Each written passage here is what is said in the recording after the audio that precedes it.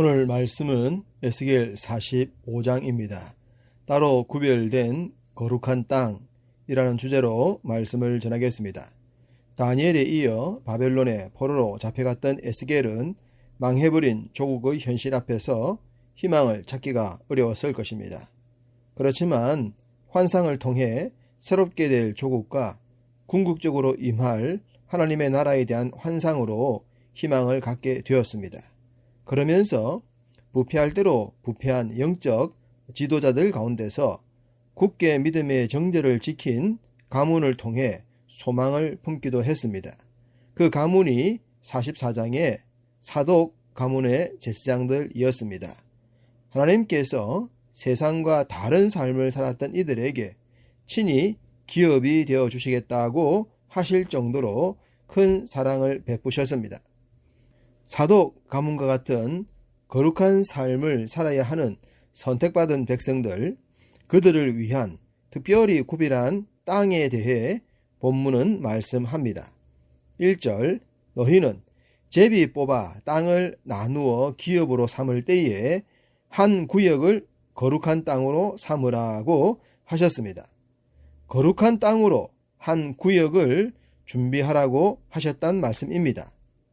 이 땅은 하나님께 경배드리기 위해 이스라엘 땅에서 구별할 한 영역입니다. 하나님은 먼저 이스라엘이라는 한 땅, 한 나라를 구별하셨지 않습니까? 믿음의 조상 아브라함을 통해서 말입니다. 그 땅을 예배하는 백성들의 땅으로 만드신 후에 그 땅에서 특별히 구별된 예배 처소를 또 구별하셨습니다. 그리고 그 땅과 관련하여 약속이라는 것을 주셨습니다. 하나님의 약속이 구별된 땅에서 어떻게 성취되는가를 보여주고 계신 것이죠. 하나님께서 바벨론에 의해 예루살렘 성전이 파괴되는 것을 방치하신 것은 하나님을 신뢰하는 믿음이 사라졌기 때문입니다. 무엇보다 영적인 지도자들의 부재로 인해 성전은 무용지물이 되고 말았죠. 동일한 관점에서 보면 성전의 회복보다 더 중요한 것은 믿음의 회복이요, 영적인 지도자들의 회복이라고 봐야 하지 않겠습니까? 그래서 지금 특별하게 구별하고 계신 땅은 영적인 지도자들을 위한 땅이라고 말씀합니다. 3절 후반절부터 4절까지 성소를 둘지니 지극히 거룩한 곳이요, 그곳은 성소에서 수종드는 제사장들 곧 하나님께 가까이 나아가서 수종드는 자들에게 주는 거룩한 땅이니 그들이 집을 지을 땅이요 성소를 위한 거룩한 곳이라. 거룩한 일을 감당해야 하는 제사장들을 위해 준비한 곳이 거룩한 땅입니다. 가장 거룩한 곳인 성소를 위해 사역하는 제사장들이 생활하는 집도 당연히 거룩한 땅이라고 하십니다. 지금 하나님은 당신이 친히 임재하시는 거룩한 땅과 제사장이 거하는 성소를 동일시하고 계십니다. 한때 이스라엘 백성들은 거룩한 삶을 사는 것보다 육적인 성전에 더 연연했었습니다.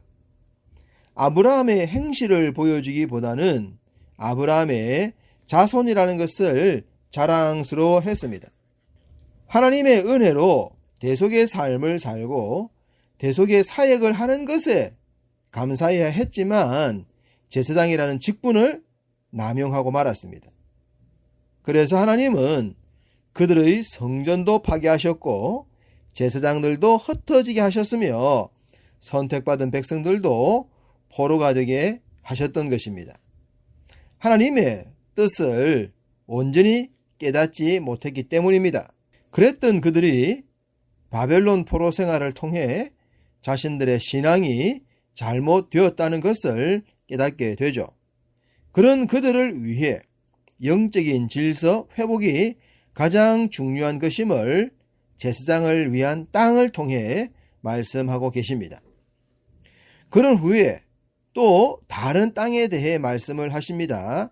8절, 이 땅을 왕에게 돌려 이스라엘 가운데에 기업으로 삼게 하면 나의 왕들이 다시는 내 백성을 압제하지 아니하리라. 그 나머지 땅은 이스라엘 족속에게 그 지파대로 줄지니라. 왕을 위한 땅을 구별하라고 하셨습니다. 표면적으로 보면 왜 왕을 위해 땅을 준비하라고 하는가 싶지 않겠습니까? 왕은 원래부터 많은 것을 가지고 있는데 굳이 또 구별해 줄 필요가 없기 때문입니다. 그렇지만 이것도 왕에게 할당된 영역이 있을 때 말입니다. 만약 왕에게 할당된 영역이 없다면 어떤 일이 일어날까요? 아마도 왕은 그의 권력으로 타인의 재물을 탐하지 않겠습니까? 그것을 방지하기 위해서 왕에게 먼저 기업을 주어서 받은 것으로 만족하게 하면 백성들의 것을 탐내지 않을 것이라고 하신 것입니다. 물론 아무리 좋은 법이 있더라도 그 법을 지키지 않으면 소용이 없을 것입니다. 그렇지만 구별된 나라와 그 백성들이기 때문에 왕들도 자신들에게 필요한 땅을 주면 과도한 욕심을 내지 않을 것이라고 하신 것입니다. 하나님은 왕들에게 구별된 땅을 주신 후에 그들에게 확실한 말씀을 더하셨습니다. 9절, 이스라엘의 통치자들아 너희에게 만족하니라. 너희는 포악과 겁탈을 제거하여 버리고 정의와 공의를 행하여 내 백성에게 속여 빼앗는 것을 그칠지니라. 주 여호와의 말씀이니라. 세상의 많은 왕들은 자신들이 가진 것에 만족하지 않습니다. 그래서 일으키는 것이 전쟁이지 않겠습니까? 그런데 하나님은 만족하라고 하십니다. 하나님께서 주신 것에 대해서 말입니다. 더 갖고 싶다고 권력을 남용하여 백성들의 것을 빼앗지 말라고 하셨습니다. 그러므로 왕은 선택을 해야 합니다. 포악과 겁탈의 삶을 살 것인지 정의와 공의로운 삶을 살 것인지에 대해서 말입니다.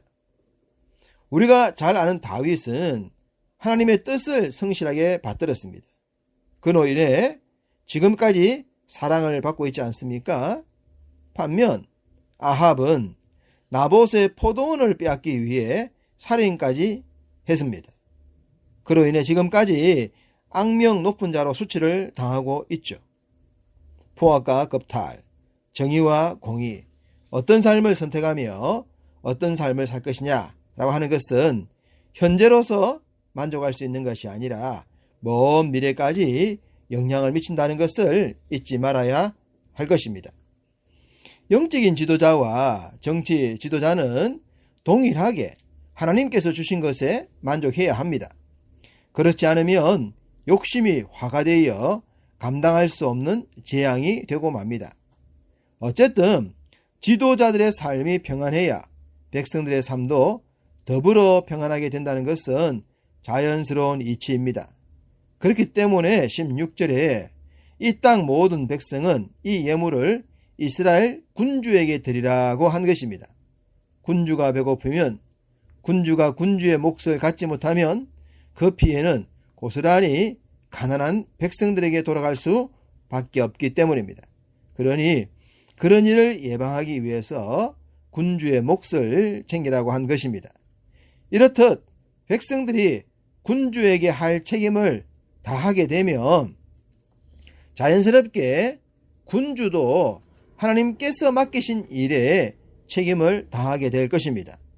17절, 군주의 본분은 번제와 소제와 전제를 명절과 초하루와 안식일과 이스라엘 족속의 모든 정한 명절에 갖추는 것이니 이스라엘 족속을 속죄하기 위하여 이 속죄제와 소제와 번제와 감사 제물을 갖출지니라.